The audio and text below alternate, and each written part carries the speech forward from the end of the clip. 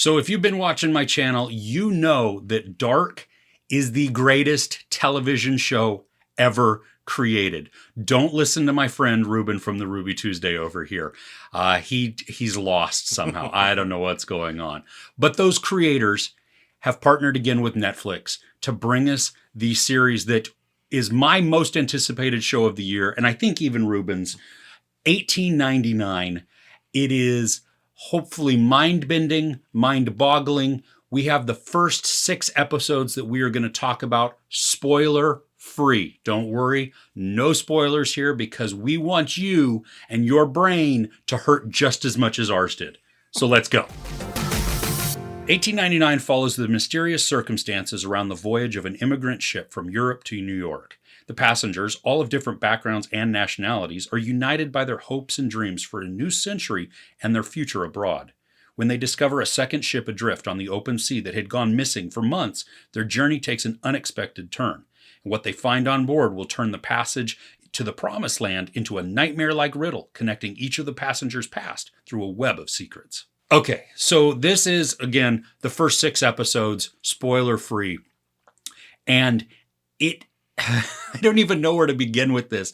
The story, I'm not sure, other than what the synopsis that we just read, there's not much more to the story that we can give that isn't going to spoil. But also, I'm not sure at this point in time I can fully explain it anyway. It's the most frustrating series I've watched in a long time, but also the most interesting. Every single episode makes me go, huh? And then at the end of each episode, it makes me go, huh? I love how each episode focuses, at least at the very beginning, on a character that we're going to meet. And it shows us just a little glimpse of something within their life. Is it real? Is it imagined? Is it a dream? I don't know. But it always then goes, wake up. And this episode begins. And we are just thrust into this world. Now, the set design is spectacular. It takes place 1899, like the title suggests. And so they're on this steamship, and it is kind of gray, and the costumes they're all very drab.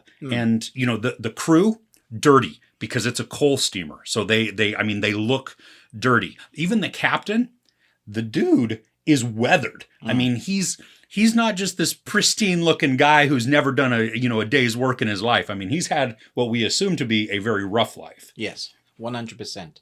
The best way for me to describe this series with aesthetics and what's going on in the story is if you took the Titanic, mixed it with Lost and Dark and Fringe, you put those all together and then make it a story that you never know what's going on, but is so intriguing that you keep watching. And every episode you want to click onto the next episode because you need to know what's going to happen. That is what this is. But then we get the actors. Oh, my goodness. Okay, so we have the stranger from Dark. He plays older Jonas, not old Jonas or Adam in Dark, but he's the stranger within Dark. Now, he is their ship's captain, and he's a tortured soul. I mean, and actually, almost all of these people that we see, they're very mysterious. I mean, there's a lot to their background that is slowly eked out for us.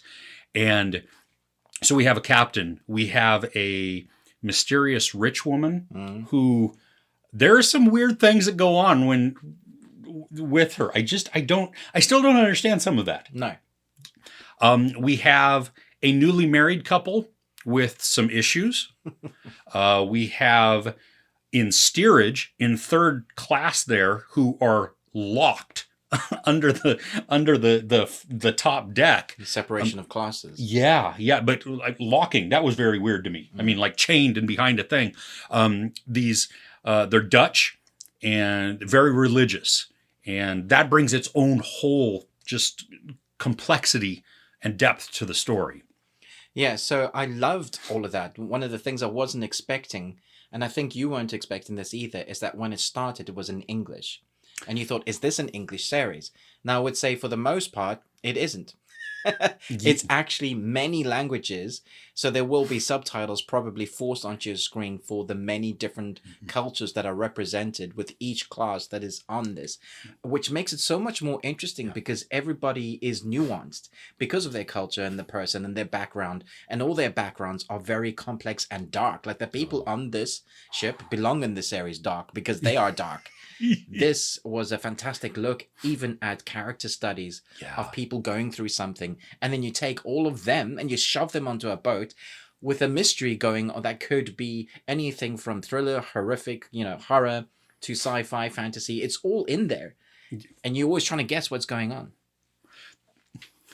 Some of the best scenes, because they all speak different languages, is them talking to each other in panicked, or even just trying to explain something, or even being just like letting their heart be shown. And they're speaking to somebody who has no clue what they're saying.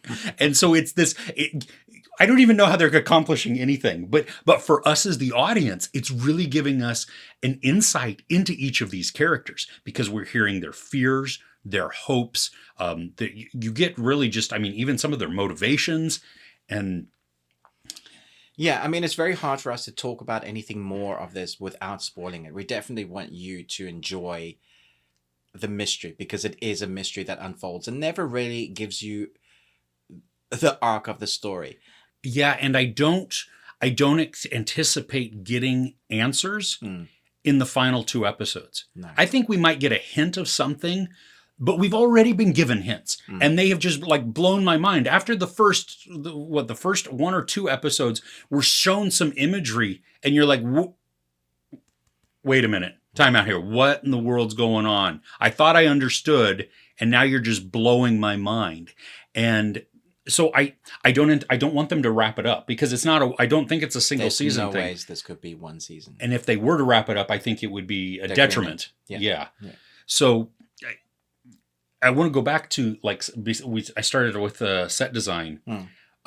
They use that technology that the Mandalorian was using. Oh, this screen that surrounds, and so it makes the actors be able to interact with their surroundings. And so the lighting. So if a cloud passes by, it actually you see the shadowing on the characters that way.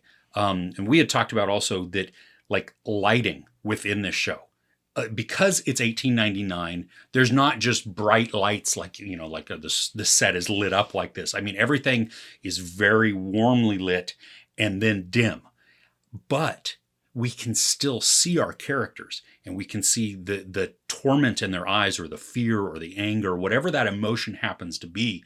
And I love the depth that we get balancing that light and that shadow. And it drew me in even more, and it made it more immersive. And then going back again to those color palettes, which are just gray and drab, cold, uninviting. You have to applaud the cinematographers and the editors with I would say the best boy or the Sparky on set, filming it with the knowledge of what they needed for those shots. And the reason I talk about that, there are so many series and movies, high-end, big budget, like some of the best. Game of Thrones does this badly, is that you can see in the shadow, there is depth, you were talking depth, but you see maybe a cup or just a moment of a chair, but you see it, you understand that there's things in there, rather than this closing of a shadow, the circles. Sometimes you'll notice your TV just won't quite handle it. But here, they had the foresight to go, a lot of our series, there's going to be some dark stuff in it, but we don't want our audience to go, oh, what's actually happening? This is fast forward. That's the last thing you want your audience to do. Yeah. This time, I'm just sitting back and enjoying the ambience with what I can see, even though it's shadow. Yes. Yeah. The episodes are hour-ish long. They're not a set 60 minutes. There's some are a little under an hour, some are a little over an hour, which I'm appreciating because it tells the story that it needs to. And then it frustratingly goes to credits. Next episode, please. So yeah, I think you're in for a treat. I think you have to enjoy complex shows, but I think if you enjoy dark, you know what you're in for. because this is not an oversimplified show by any means. And know that you are not going to have answers for, well, at least the first 6 episodes. We're going to start to see behind the curtain a tiny bit, but I guarantee that doesn't help understand anything. And I'm okay with that. I thought that actually added to the mystique of the show and makes me want to see it even more and to dive more into this world that they're creating. Now, we can't rate it, obviously, because we haven't seen the last 2 episodes. So we will probably do a spoiler review, full season review on our podcast. I imagine we want to talk about it a bit when we've seen it. Yes. So do look out for that. Let us know your comments down below. What is your favorite series like Dark, and why is it dark? In the comments below. Yes. And just so everybody knows, there is sex, no nudity, a ton of profanity, and some pretty gnarly violence at times. At least in the first 6 episodes. We'll see where it goes from there. But yeah. All right. Thanks so much for watching. But most of all, until next time, remember, live long and Tuesday. I'm Chris. This is Movies and Munchies. Thanks for couching with me.